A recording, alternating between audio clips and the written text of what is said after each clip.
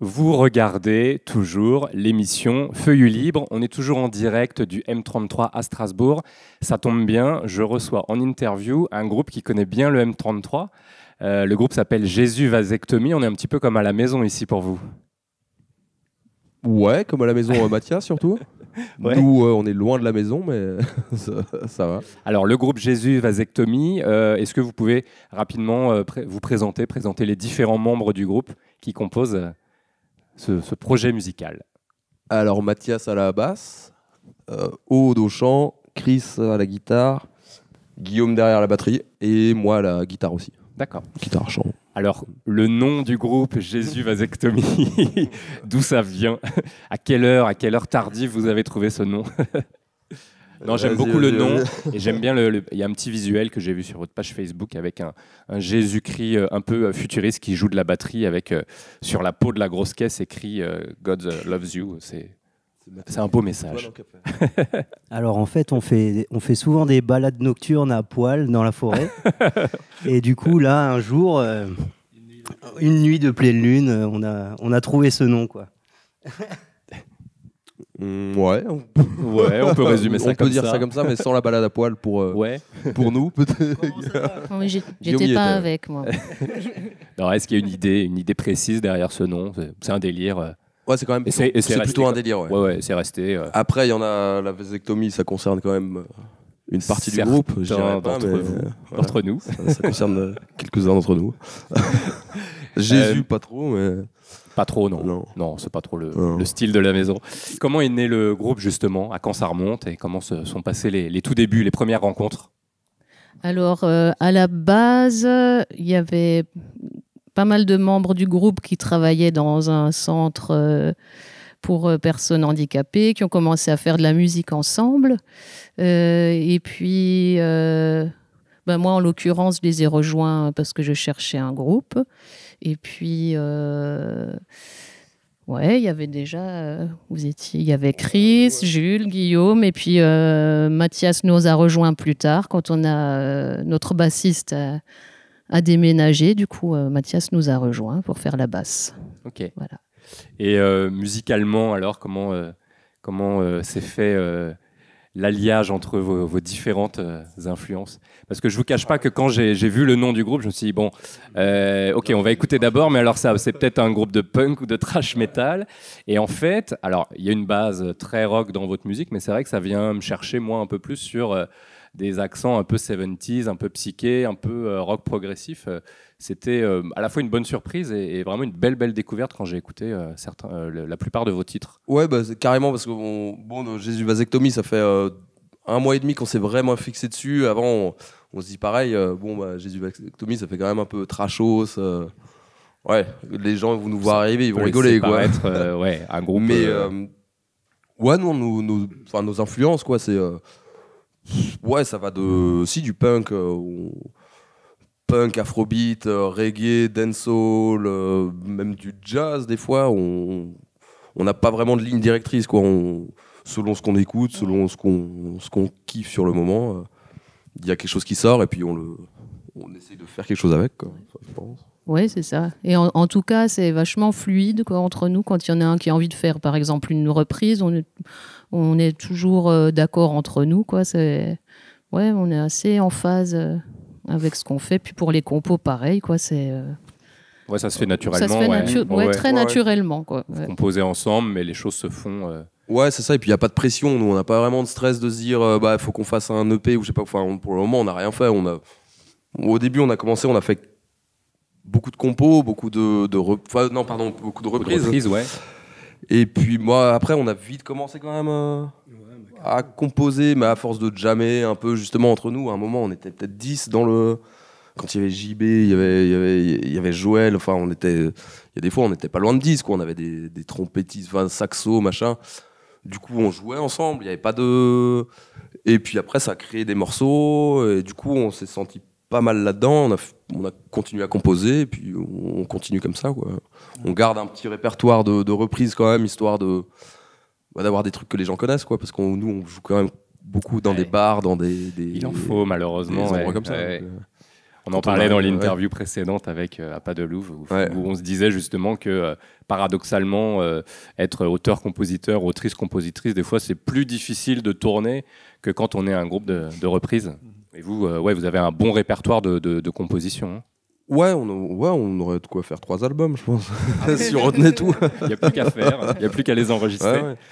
Et au niveau des textes, justement, il y a du chant en français, alors souvent sur des titres qui sonnent assez engagés, et puis il y a aussi du chant en anglais sur certains titres. Comment le passage d'une langue à une autre se fait ? Oula, c'est une question compliquée. Alors, pour des chansons en anglais, personnellement, j'ai commencé à écrire en anglais, je trouvais ça plus facile. Et puis... on peut dire plus de conneries en anglais. Voilà, je me dis, on se dit que les gens ne comprennent pas. Quand j'écris certaines choses que j'ai vraiment envie, qui me tiennent à cœur, là, je préfère écrire en français. Ouais. C'est en fonction de l'intention du propos. Et justement, dans la composition, est-ce que le choix de la langue, ça a une influence sur la manière dont vous allez composer et la teneur musicale que vous allez donner au morceau ? Moi, les paroles que j'écris, souvent, elles viennent après la musique. D'accord, ouais. Il y a Jules qui écrit aussi, quoi. Mais moi, c'est... Souvent, la musique me donne des idées. C'est souvent comme ça. Il y a très peu de morceaux, en fait, qui ont été écrits avant la musique. C'est plutôt dans l'autre sens, alors, ouais. Et au niveau des... il y a des textes assez engagés. J'ai écouté des titres comme...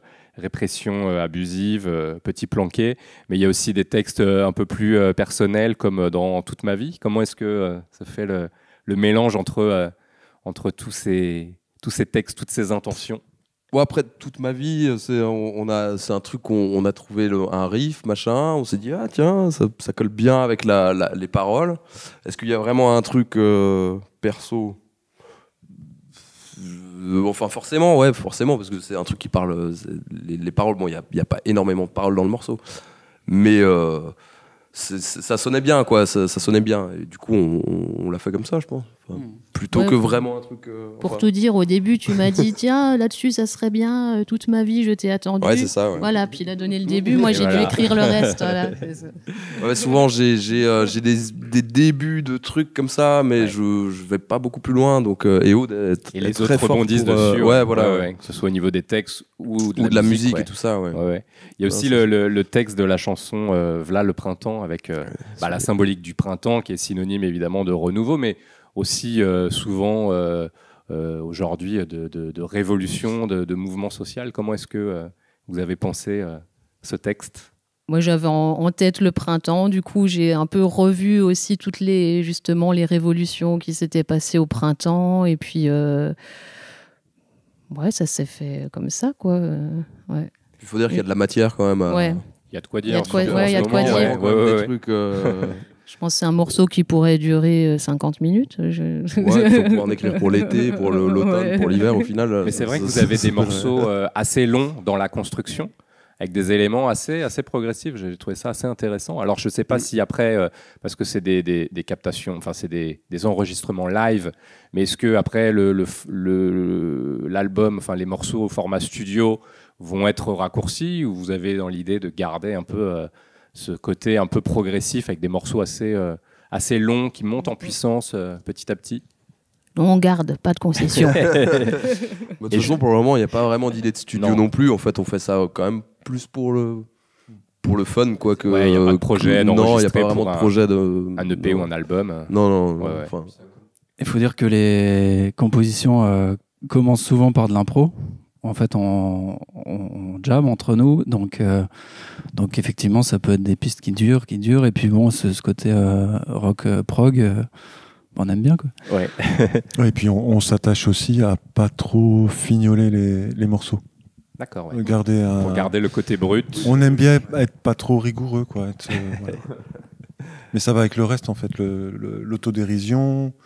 Le plaisir de jouer, en fait, c'est aussi pour ça que c'est... Un format studio, trop policé, c'est pas forcément ce que vous avez envie après, ça peut être un bon délire pour l'expérience et tout ça, mais il n'y a pas d'enjeu pour nous, quoi. Ouais. Vous êtes vraiment un groupe de live qui se vit en live, qui se voit en live. D'ailleurs, est-ce qu'il y a des dates de concert prochainement à annoncer.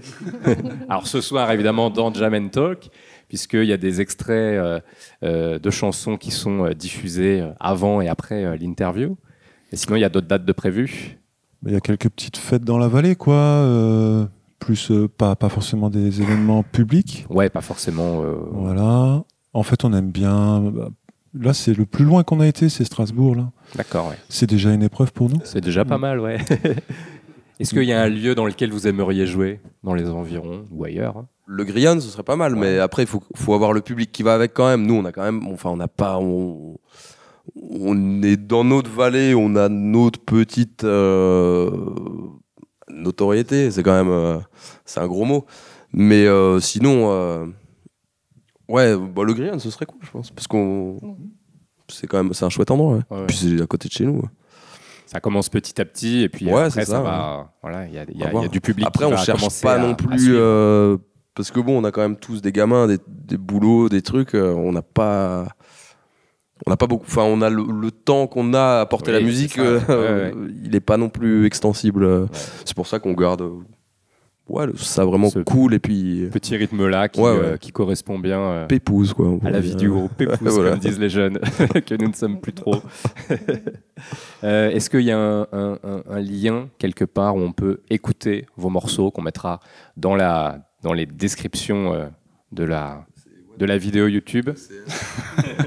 Alors le CM. Ouais, alors c'est surtout sur le SoundCloud. Ouais. Et puis au fur et à mesure sur notre chaîne YouTube. Ok. Ouais. Donc, il y a déjà une chaîne YouTube avec un morceau. C'est déjà un bon début. Vous pouvez taper sur YouTube Jésus Vasectomie. Vous pouvez taper sur SoundCloud Jésus Vasectomie pour écouter les titres. Alors, on peut pas garantir ce que vous trouverez en tapant cette recherche.